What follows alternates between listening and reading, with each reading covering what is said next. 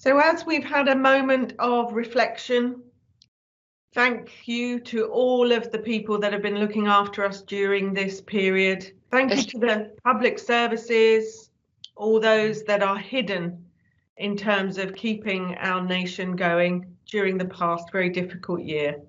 So thank you everyone for your contribution and continuing to look after yourselves as you then have the strength, courage to look after others. So thank you. Shall we move to the welcome and introduction slide now? So this is the last of our webinars, the introductory webinars from the Impact team. And today we are looking at improvement plus less lean, more sum of the parts. And we've got contributions again from all of the Impact team members.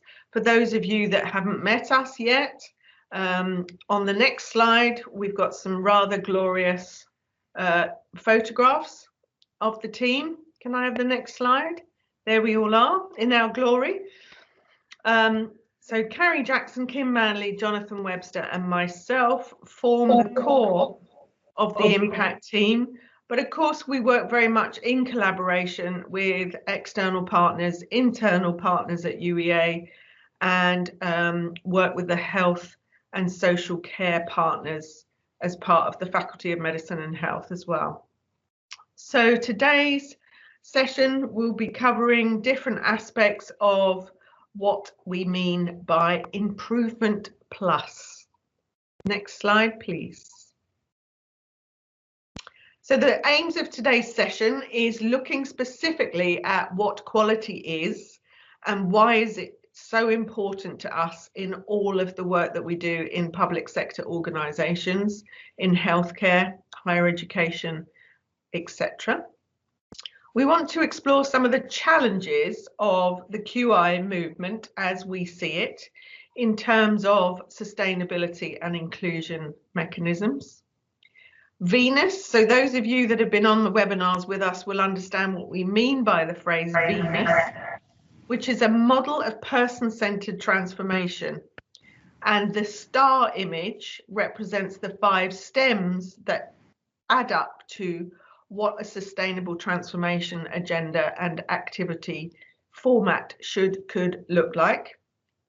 And we want to also share some learning from examples of work that has been undertaken over the past decades, really, of work where we have been working with different case sites, looking at some of the insights from that work, the impact of that work, and also posing whether we think we are near to a 5th generation approach to evaluation that is inclusive, participatory and transformational.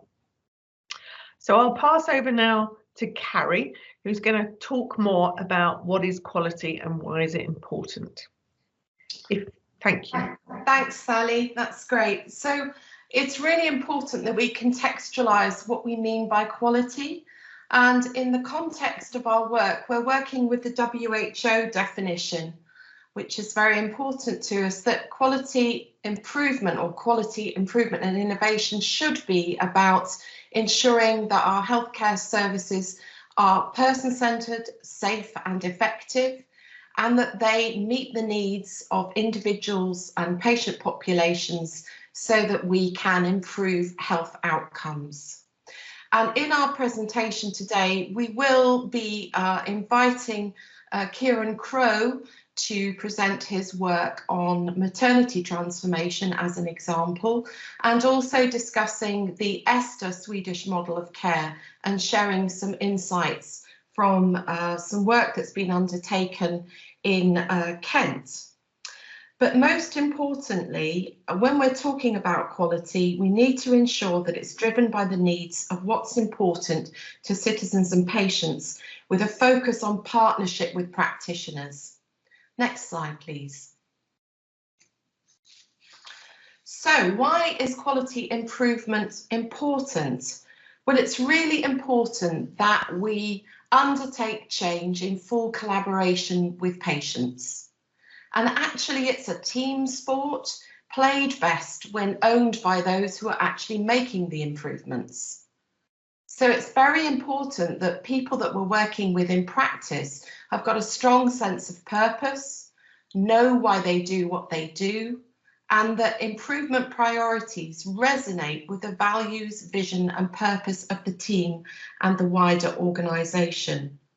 And using those priorities should then create broad themes over time so that we have a coherent and meaningful improvement plan that everybody understands and can work towards. Next slide, please. Next slide after that, please. So it's very important that whilst we recognise there's a very strong focus on developing QI capacity and capability of the workforce, the Health Foundation argues that that's a combination of 3 different skill sets. So those are technical quality improvement skills, soft skills or human factor skills, and learning skills. And the emphasis should be less on measuring everything, but measuring what you value. And unfortunately, the shift is often in the wrong direction, on the wrong way round. So next slide, please. Just before we come on to this, to set quality improvement in the context of Venus model, focusing on improvement should be on what matters to people. And practice development enables this as it's built on the foundations of collaboration, improvements and participation, giving all stakeholders a voice. So improvement and measurement alone isn't enough to just embed and sustain change. It's really important to develop capacity and capability of the workforce to facilitate and lead change through a collective endeavour, so that we're creating effective workplace cultures that value the skills and talents of the team and enable learning from each other for improvements. And that continuous feedback and systematic inquiry and evaluation of impact should be built into everything that we do and should be planned ahead of any new innovation, not as an afterthought. So I'm going to hand you over now to Jonathan, who's going to talk to you about citizens and the importance of co-design. If we can go back 1 slide, please. Thank you. So it's really good to meet with you all today. I'm Jonathan Webster. I'm Professor of Practice Development and part of the Impact Research Group at UEA. So embedded in effective workplace cultures that have improvement at their core are inclusive practices in which co-design, co-delivery and co-production are central. We would argue that the language and actions of improvement should have these 3 key elements at the core of all activity. Understanding how we undertake with intent co-design, co-production and co-delivery is really important. Underpinning this is an equal relationship between people who use and the people who are responsible for services by working together from design to delivery, sharing strategic decision making about policies, as well as decisions about the best way to deliver those services. But co-design, co-delivery and co-production isn't a one-off approach. It's a long-term relationship based on true collaborative working, honesty, transparency and respect. The ladder of co-production on this slide describes what we mean by co-production, ranging from doing to doing with people. And clearly, as you can see with this, co-production and co-design are right at the top of the ladder, in which there is equal relationships amongst how we work with people. Our paper, published in the International Practice Development Journal in 2015, which was titled Working Collaboratively to Develop a Patient Experience Definition and Strategy to Inform Clinical Commissioning, describes the process we followed in 2014 using practice development approaches in developing patient experience definition to inform clinical commissioning. Now, looking back at that work, it focused on improvement activity that challenged ways of working and enabled commissioners to work and think in new collaborative ways in which patients, people, communities, and the local population, so we use whatever term we feel most comfortable with, were explicitly central to the commissioning and redesign process. What we learned from the process was that the greatest outcome was not in the definition or strategy itself, but the extent to which people engaged with the process, felt ownership of and championed the definition, and were committed to using it to influence and shape services commissioned. Fundamentally, through the co-design, co-production and co-delivery, the people we were working with held many of the solutions to some of the very knotty problems that we can face on a day-to-day basis. Next slide, please. Thank you. So an example of co-design, co-production and co-delivery is the ESTER program from Sweden. The ESTER model was developed about 10 years ago. ESTER was a real person who became unwell with serious heart failure and was admitted hospital. There were delays in diagnosis, treatment and care planning. The health and social care staff involved in ESTER's care recognised that there was a different way of doing things that would lead to better outcomes, higher quality of care and efficiency.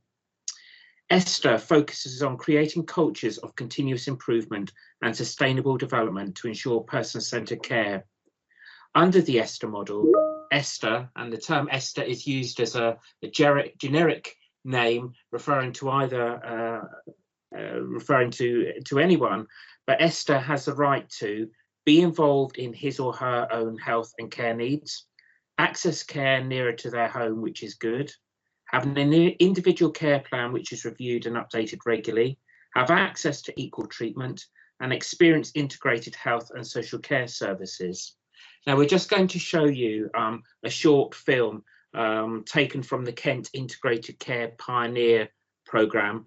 So I've always wanted to say this. Heather, please can you run VT?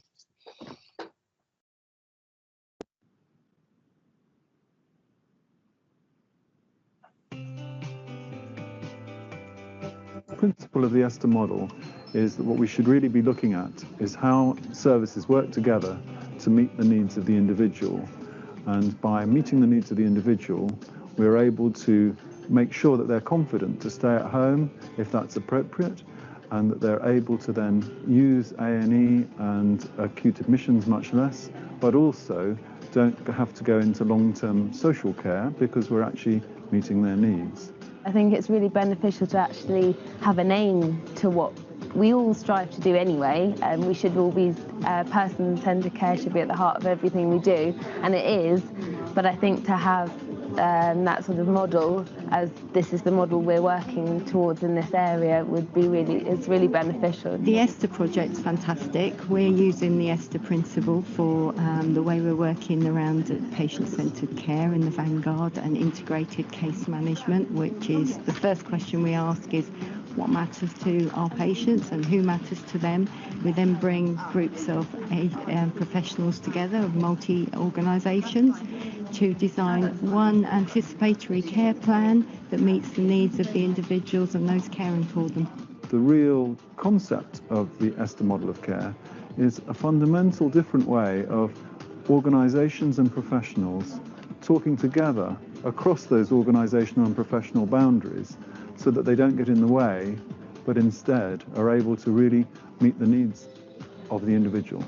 We choose the name ESTER in Sweden just because it talks to your heart. If you talk about better care for frail elderly, that sounds quite abstract and scientific. If you talk about Esther, that's a common old lady's name, so that you picture yourself an old lady when you use that name. The principle behind it is to go from wondering what is the matter with Esther towards what matters to Esther, and to improve the possibilities for Esther to always get the care at the right level at any given point. Avoiding going to hospital, A&E, or even primary care if she can get it at another level, if the care can come to Esther rather than Esther to the care. And that everyone involved to achieve this will communicate and collaborate. It brings together really a lot of the values and approaches that we'd like to think we're always delivering.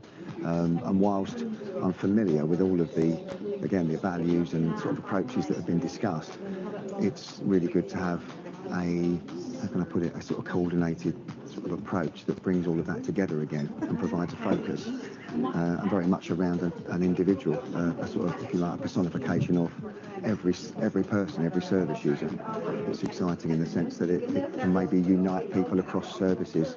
So this is true personalisation, whereby we're changing the framework and the communication with the person. It's also a way of changing expectations of both the professional but the citizen, and allows us to have the mission statement from our Design and Learning Centre, which is making out-of-hospital care safer for both citizens and the professionals, whereby care is both clinical care, social care, but also personal care.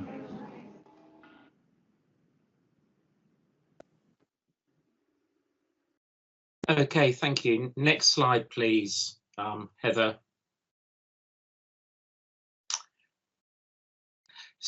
So there's a lot of information available on ESTA, and it certainly is sort of worth looking and exploring further.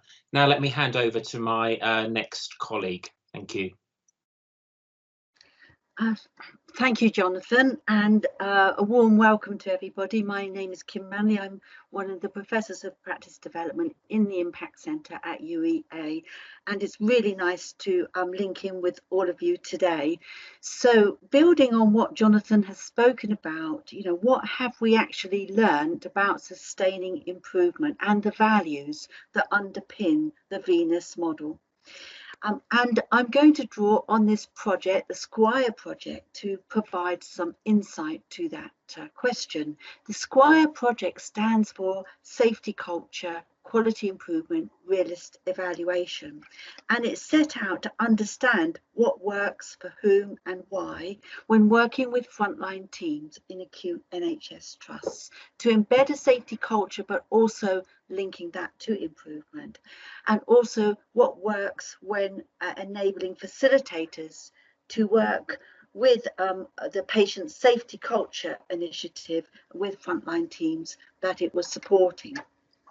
Now, the Squire Project took place in 10 frontline teams across 4 large acute NHS trusts in southeast England, and the unit of analysis was the group processes within each of those 10 frontline teams using practice development. The data that we collected was very much collaborative data, and it started or included a self-assessment from the facilitators of the embedded safety culture using emotional touch points, and also focusing on what matters from the facilitation skill set that Carrie shared with you around the Health Foundation. It also included data around the facilitator's own self-assessment, as well as a qualitative 360-degree feedback from colleagues. It included data around using the Texas safety tool with teams, the frontline teams, collaborative observations of practice teams with the internal facilitator or team members, and claims, concerns and issues, a stakeholder evaluation tool, which included all the frontline team members, as well as the facilitators and as well as the governance teams. So moving on to the next slide, please, I then would like to share with you some of the insights that were gleaned from the analysis of these projects in the frontline teams. So what you have in the centre are the frontline teams, which are at the heart of developing not just safety cultures, but providing quality care. And what we saw the themes were that were emerging in this study started off with in that frontline team, which we call the microsystem. Above that is the theme to do with clinical leadership. And what we found was it was the quality of the clinical leadership within those teams that were most important to attend to. And that also carried through to the implementation of safety huddles or other communication huddles. The quality of the clinical leadership is absolutely key to embedding a safety culture.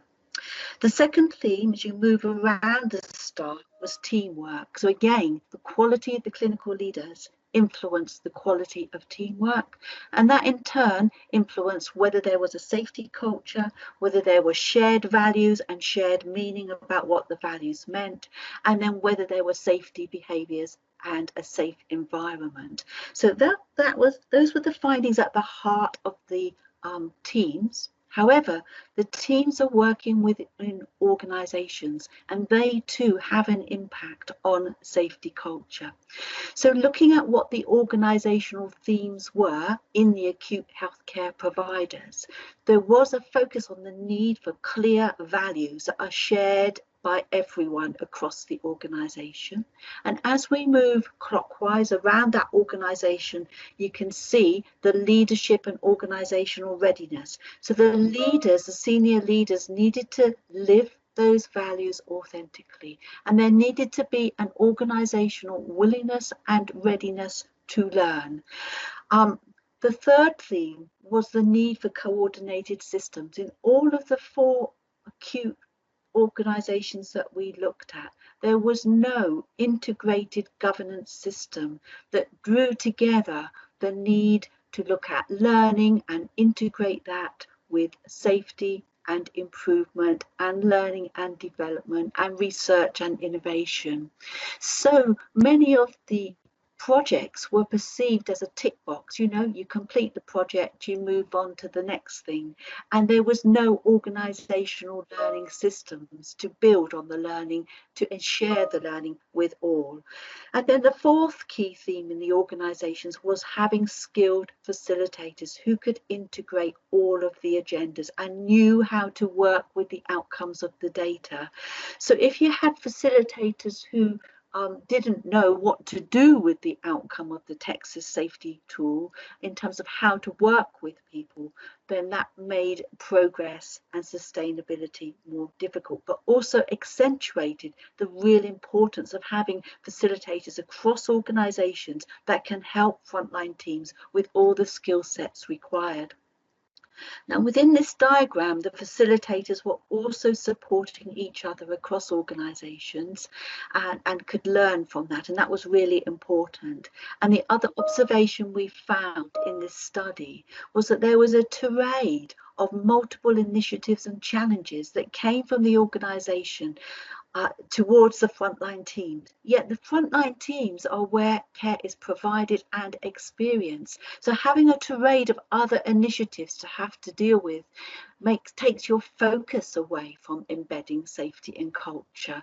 And what would be better would be for these initiatives to be shared around the organisation so that not every frontline team had to cope with everything all of the time. So moving on to the next slide then, we captured a lot of our learning in terms of this publication with Carrie about how to reframe our understanding of how you change the culture in light of the learning from the Squire Project. So at the microsystems level, the culture of frontline teams, some of the insights that we developed were that really the key relationship between values. So it's very difficult to provide holistic safety unless we are also person-centered, not just with the people that we serve, but also with each other and our colleagues. So the other insights was that holistic approach to safety across the system was important. So we're talking about psychological safety for staff, not just patient safety. Strategies that work to optimize safe care were the respectful interprofessional relationships that formed through shared team values, having a clarity of purpose, and this really showed in terms of the safety huddles, if there was clarity of purpose or not, clear communication, ability to act on feedback for improvement that comes from everybody, from patients, from colleagues, from service users, from stakeholders, listening to and valuing the contribution of team members to the development of a collaborative, holistic action plan for patients and their families. And the last bullet about having team values that focused on improving practice, and that it was a continuous journey of learning in and from action, resulting in team values experienced in practice, and the importance of leadership, which was transformational, enabling leadership, not just by the clinical leaders, which was absolutely paramount, but also by the organisational facilitators and how they supported frontline teams in their improvement and safety journeys. So I'm now going to introduce you to my colleague Kieran Crowe, and who is an obstetrician and gynecologist, and he's going to talk about some of his experiences of working with both the quality agenda and creating a readiness to embrace improvement. So welcome, Kieran. Thank you, Kim. Hi, everyone. Great to see all of the chat going on in the chat forum. And thank you for asking me to come along today and talk a little bit about the work that I've been doing, mainly with yourself, but also the England Centre for Practice Development. So if we could move on to the next slide, please, Rebecca. So I see in the chat a lot of conversation around terminology and language, and that power of language, and I think we're all aware of the ability of language to change mindsets, but also the ability to create challenges and for us all to sort of be on the same page in terms of where we're starting. So I'm just going to give you a little bit about my background. I'm a consultant obstetrician and gynecologist by clinical background. And along the way, I have been described probably as someone that is not probably your stereotypical medic. And I've pretty much struggled with that through my whole career. And almost inevitably become a lone nut or a sort of a stranger in the room, and many times challenging how, what's, when's and how's. So my journey really started very scientifically, but then about 10 years ago, 15 years ago, when I started that journey, it felt very lonely, and I was told mainly to stick to being a good doctor. And again, there's the power of language, and being a good doctor was defined as being doing more surgery and practicing a medical model of practice, essentially, and that didn't sit well with me. So my strategy for that was to move into this world of improvement. I wanted to improve things, and I wasn't really sure how, but I knew that just being able to do an operation well in itself wasn't going to be enough to do what I needed to do and live those values that I had around treating women with the understanding and respect that they needed at very vulnerable times during their care, and trying to make that experience enjoyable, and where it's not enjoyable, supporting women, families, and our community through that.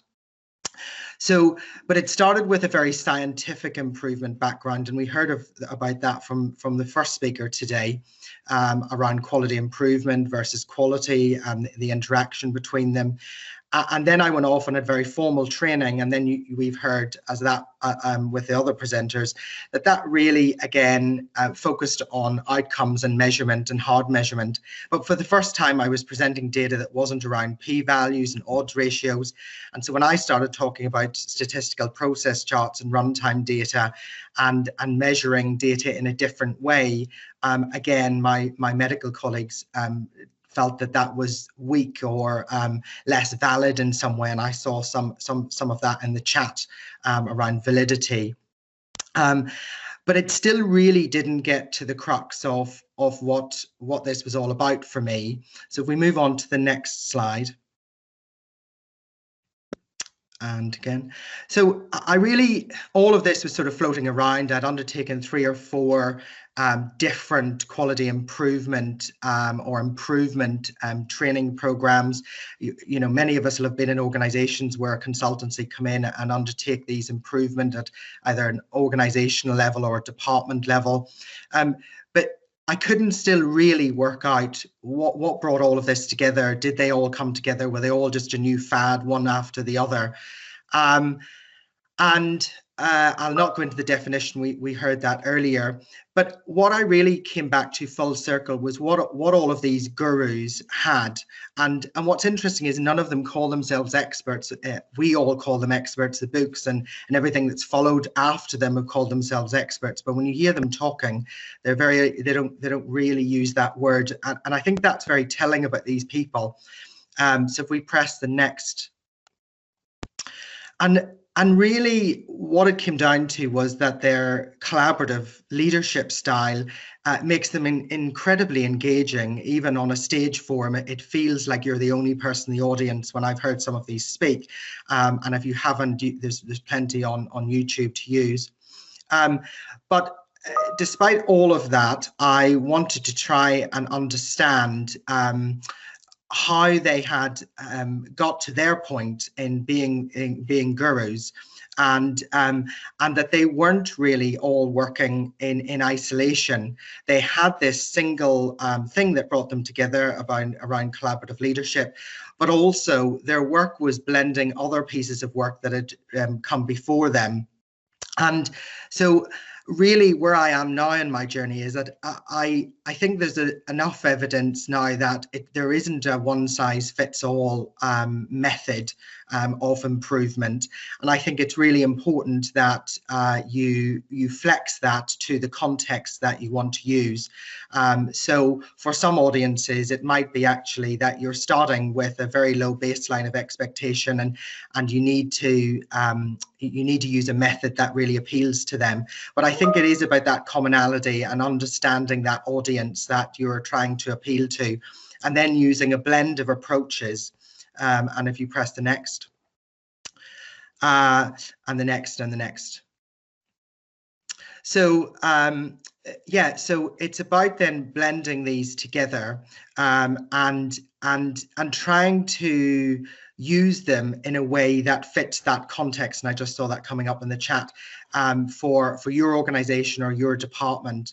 But then that led me to trying to understand, well, therefore the starting point has to be, we need to understand the context. So if we move on to the next. So, and you can just press the next, we'll put the rest up. So essentially that then led me to find the world of practice development. And I have a large medical education background, but again, I really hadn't heard the practice development being used outside of the context of education or learning or development. And it was something that was very confined to non-doctors. It wasn't something I knew a lot about, and I'm certainly a novice in practice development and learning every day about it. And Kim really has supported me with that and introduced me to a world that has been new to me over the last 5 years. So in terms of context, Kim and I then did a couple of pieces of work together, and we can share those in the chat with you, or if there's anyone interested, we can discuss afterwards. But essentially, the whole being was that you have to understand the context before you can start anywhere. And in many ways, the Institute for Healthcare Improvement do talk about this a bit, but it's far less focused. And they talk about planning and setting up for success, but it's far less focused than these methods are in terms of the lens of practice development. And so we wanted to answer some of these questions, and the first paper really looked at a lot of grey area literature and a lot of international and national reviews of maternity and non-maternity settings. And then the second paper applied some of that in terms of the parish framework, and we identified 4 themes that came up. None of these will be news to you, but in the paper, and I don't have time today, but in the paper, we really define what these are in terms of our findings. And again, we talk about the power of language and what variability is in terms of feedback and practice and application of guidelines and that translational research into practice. But what we found was that your setup for success really is about readiness and learning. We defined and we've heard about co-production today, and I've talked about collaboration, but learning was really defined in that sense rather than learning about human factors or learning about effectiveness or learning about efficiency or learning technical skills. It was more about the person-centered bit sitting at the heart of it. And again, we define that in the paper. So the next stage will be for us to try and apply some of these and to look a little bit around facilitation and Carrie, I know, has been looking at leadership as part of some of her work. And again, it's then how these bits fit together to try and answer the questions fundamentally of, we've got all these improvement methods, we've got multiple programs, we've had millions of projects, but actually, why have some places been really successful in implementing them? Why have others failed completely? And why have others had success seemingly at the beginning and not been able to sustain it? And those are the big questions I think that we're all on the hunt to answer. So that's it. Thank you very much. Thanks, Kim.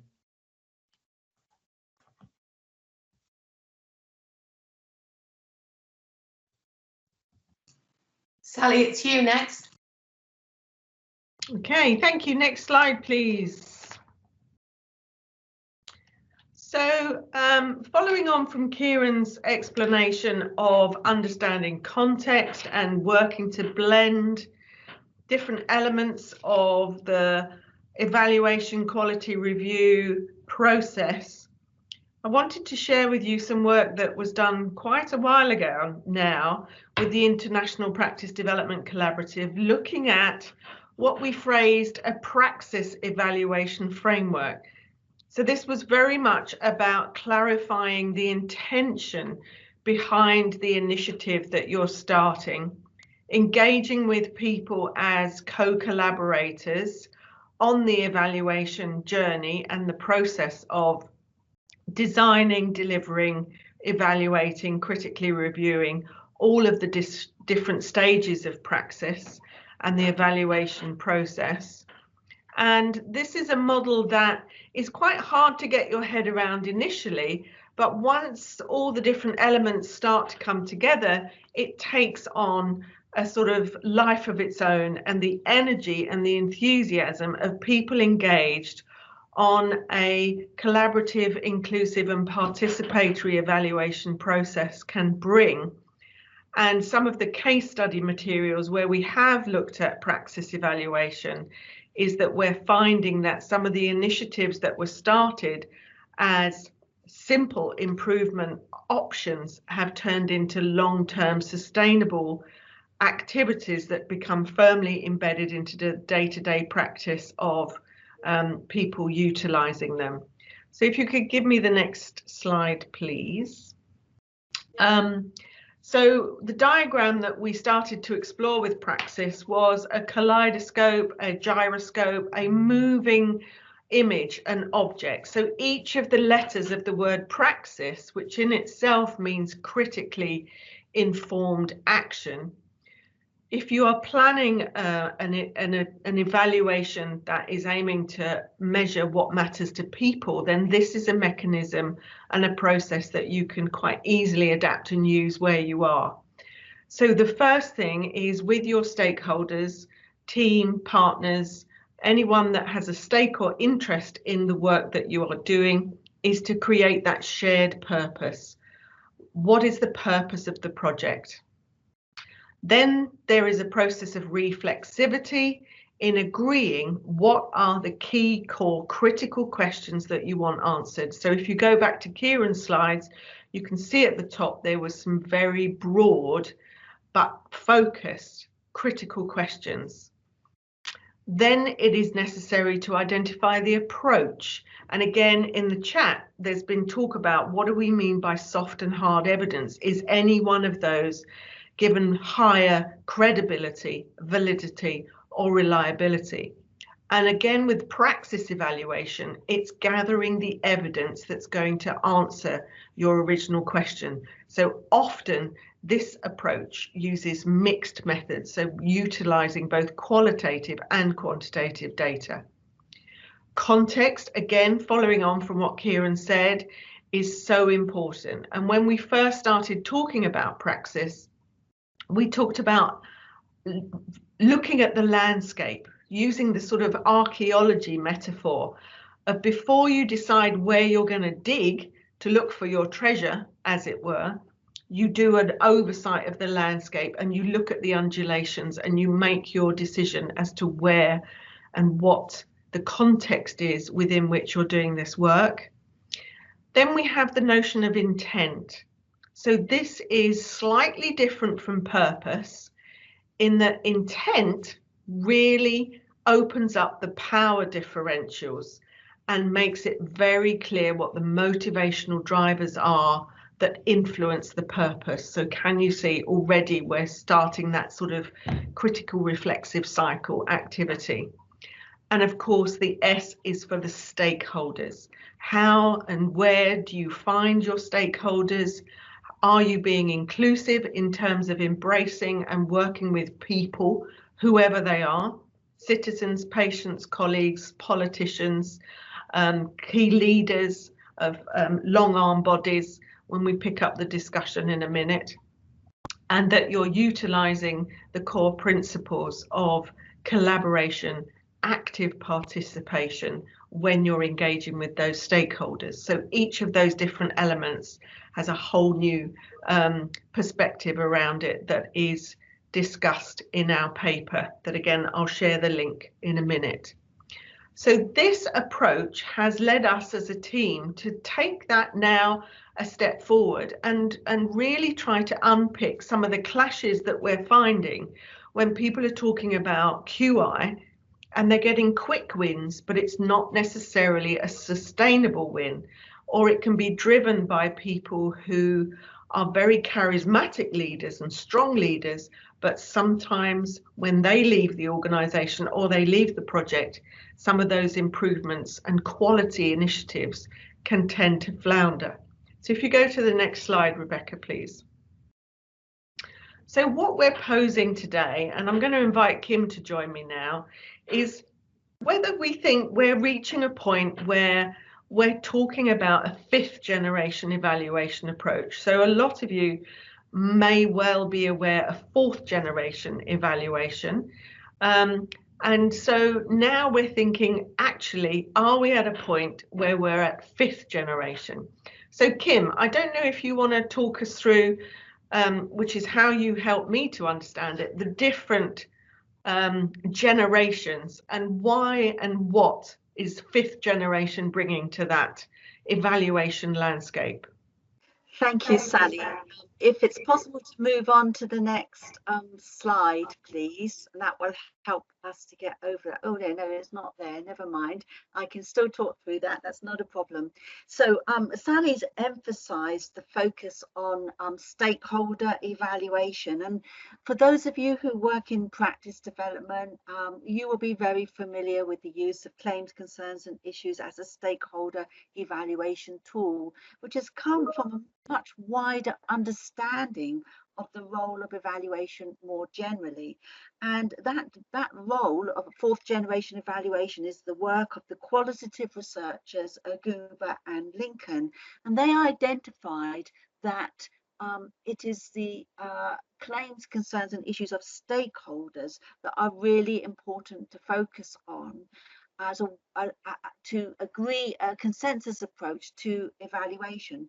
But by the nature of the definition that it's 4th generation implies that there were 3 generations before it, and we are proposing that there's a 5th generation, our generation afterwards. So just to explain what the 3 generations were before we got to 4th generation. So the first was to do with measurement, and we've had quite a lot of discussion about measurement today and the importance of measuring what you value rather than just measuring everything.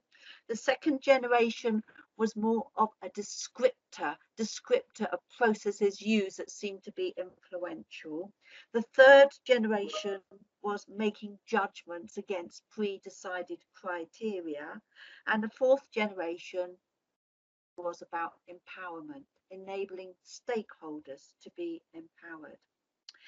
In the fifth generation, we would propose that there's some slightly different insights that we've gathered from bringing together all our understanding about improvement and about the Venus model. And at this new generation, the word of the fifth generation is actually transformation. It's more than empowerment. And that the characteristics of this approach to evaluation is that it's about the values of participation involving everybody, and not just stakeholders, but the values of participation from all, so that everyone has a voice. That we focus on what matters to people. So there is a salient link to fourth generation here, but really the transformation is about action, and that brings you to the 3 E's of enlightenment, being aware and conscious of the consequences of our actions on others, being empowered and motivated to want to make a change. But lastly, empowerment means that you would then be emancipated, freed from the things that we take for granted to act. So the focus in fifth generation is very much about on action to enable and to achieve transformation. So hopefully that makes sense. We have got a bit more information for you on the slides if needed to summarize that. And that really takes us to the sort of takeaway messages for the presentation today. So I'm going to move on to this next slide, and then we've got a few moments to have some discussion before we then prepare the way for the next webinar series, as this is the last in the current series. So really our takeaway messages are that Venus, the improvement is one of 5 integrated skill sets which are needed for sustainable change. Building career capacity and capability and facilitators of integration is a priority for workforce approaches. Secondly, that the focus on what matters to people is important, and to measure what we value. Thirdly, that we build longitudinal processes of evaluation to allow and build in sustainability. That we develop opportunities to celebrate, share, learning from what does and doesn't work and why, much more explicit about that and intentional. And lastly, that we invest in systems leaders to facilitate integrated approaches for improvement, learning, research, development and sustainable innovation across our integrated health and social care systems, as well as each level of the system, the micro frontline teams, the meso, the organisational partners and the whole system. So those are our take-home messages, and I know that we've got a number of themes that were emerging in the chat, which we can now explore in a little bit of detail because we've got about 8 minutes. Thank you, Kim. Just hand you over to, is it Sally's going to facilitate that, or Carrie? Yeah, if we get maybe the whole team, Jonathan, Kieran, Carrie, do you want to come on camera? I've sort of tried to capture some of the questions. One of the early questions was, what value does soft data bring when it is often considered to be less valid? Any thoughts on that debate between what and how we understand soft data and its validity when we're bringing some of this complicated evaluation approach to life? Yes, I've got a view on that. Thank you, Kim. And that fits in with those 3 E's and the work of Habermas. And Habermas said that we need different types of knowledge. We need 3 different types of knowledge. We need the technical knowledge, that you get from more conventional approaches to generating knowledge and evidence. But we need to understand what matters to people, which is the practical, the moral and the values-based knowledge about the lived experience of how you're cared for, or how you're experiencing interventions. We need that as well, but actually more importantly than that, you can have technical knowledge, you can have an understanding of how people experience their services, but unless we're going to focus on action, then none of that is of any valid. So we also need the third type of knowledge, critical knowledge, which helps us to understand how the power structures prevent us from acting or stopping us from acting. So I would argue for all three types of knowledge are important, and that soft knowledge and technical knowledge even alone are not enough either. Thank you, Kim. Kieran, we had a question on readiness on your slide and in your example, and tell us a little bit more about how you assessed readiness, and readiness for what? You're on mute, Kieran. I think my camera is now on, sorry. Thank you. Yes, so, well, it's readiness. In our case, we were assessing readiness for cultural change and then what that meant. So we used the parish framework, and I think in the chat you said you're going to talk a little bit more about that in the next seminar series. But essentially, we looked at the elements of that in terms of what culture looks like, and what the workplace culture. We particularly just focused on a single department rather than at an organizational or whole systems level. And they're all very different, of course, although they're interrelated. So you're assessing readiness to create change and embed changes to that context that will then be sustainable, and in doing so you're looking at the safety aspects of that context, the effectiveness aspects, the engagement from leadership, and how all of those then interrelate. And then really, I think the key of it is really to, the most important bit of it for me, certainly, and the most powerful bit of assessing readiness was when we were feeding back to stakeholders and then reevaluating again based on that. That was really when it became very powerful, because you started to really align language. You really started to align, well, what was it that we were doing, what was the intention, and what were the findings, and what do people mean by learning and leadership and collaboration and psychological safety, and all of those then elements within each of the themes. But I think that that you're going to get that. It sounds like that's going to be discussed more in the next seminars. Thank you, Kieran. Wonderful. Then we also had questions about where does social prescribing fit in, but I think, Carrie, unless you want to say any more, I see you've been responding quite well to that on the chat. Anything you want to add? No, it was a very good question from Joe Bosenket about putting the citizens in the driving seat for social prescribing. And there were some really good examples of people who are interested from the National Social Prescribing Day last week on Twitter, which was on the 19th of March. People from across the UK and internationally were sharing examples of citizen-driven initiatives that benefited communities from all walks of life. But also, just for people that are on the call, if you're interested, the University of Salford has a Salford Social Prescribing Hub. They're part of a special interest group nationally to drive social prescribing to be embedded within undergraduate curriculum for all professions.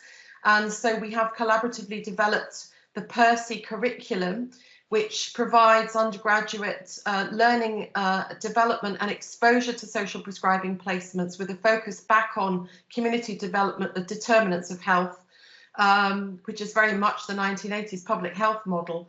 Back into the curriculum. So we're hoping to do a lot more work with that nationally, and if people are interested, then they can contact me and I can put them in touch with the team. Thanks, Carrie. And then we had an interesting sort of reflection really about some of the examples that we've drawn from where female names have been used. How in our inclusive approach and our transformational approach are we making sure that we are paying particular attention to race, to sexuality, to health inequalities, to some of the lesser voices when we engage with our stakeholders? Any thoughts on that from the team? So Sally, I suppose one of the things I'm thinking about is, you know, when we think about co-production, it's about the intent and it's about understanding what it is we really mean. So when we talk about sort of co-production, it's about working with sort of communities in their entirety. So I think it's about how we reach out and really understand and truly engage from an inclusive perspective. The term Esther it is a name that was used for a Swedish program. I think it could be called many different names. For me, what is key to the program is actually what it's really about. And I think that is how we really sort of engage with our communities through a co-production and co-design approach, which is central to how we work. And it takes me back to the Praxis framework. And like you say, Jonathan, it's about how we engage with our stakeholders, what the intent is behind the project, the engagement, and that continuous reflection and reflexivity. And again, I noticed Angie reminds us that the creativity of this approach is so important in capturing and working with people in a transformational way. So thank you for bringing the creativity back into this discussion, Angie. Carrie, I believe it's now over to you to think about wrapping us up. Thank you. Yes, thank you. If we could just have the last slide, please, Rebecca. Thank you. So this first webinar series has really been about us explaining the theoretical foundations of the Venus model and the 5 integrated skill sets that are required of the workforce for person-centered sustainable transformation. And I'm delighted to share with everybody that the Venus model is going to become part of Health Education England, East of England's drive to develop learning cultures across the system at all levels. And we're just in negotiation with them at the moment and hope to be launching a Workforce Transformation Academy in May, which will be the delivery mechanism for embedding Venus into a whole range of different programmes to benefit the whole workforce and all professions. But thinking about our next webinar series, we're going to have a month's break, and in May we're going to restart again, and our focus this time is on revigorating health and care systems, where we're hoping to share best practice examples to enable flourishing systems, workforce and communities. And we really want to support COVID recovery. We want to be reinvigorating health and social care systems and teams so that we can support development of learning cultures, system integration and workforce transformation. So we're taking an integrated approach to developing the skills for facilitating effective cultures of learning, development, innovation and improvement, underpinned by the strategies that work to enable teams, services and systems to sustain the delivery of person-centred, safe and effective care, meeting the needs of citizens and populations and communities. So very much with a focus on the citizen in the driving seat. So the aim of the series is to ensure that we've got a multi-professional audience, exploring improvement, exploring all of these themes really for improvement and innovation leaders, for practice developers, researchers, academics and practitioners who are leading complex change, research and innovation in a range of settings. So it will help participants to think differently about the workplace and workforce challenges. Hopefully it'll help to build capacity and capability for transformation and make a real difference to practice. So we'll be supporting practitioners, collective and systems leaders to find solutions that are innovative and creative. So it'll be a very applied webinar series. We will run over 12 months, but we will start with 5 sessions that we're going to advertise very shortly within the next week. And the webinar series from this series will be available on our YouTube channel from the end of March. So I think that's everything from me. And just to say a massive thank you to Heather and Rebecca, to Kim, Kieran, Sally and Jonathan, and to all of you for your support during this initial webinar series. We hope you've enjoyed it. There's certainly been some very vibrant discussion and some very good questions that are making us think about the way in which we apply our work. So that's it from me. Over and out. Thank you.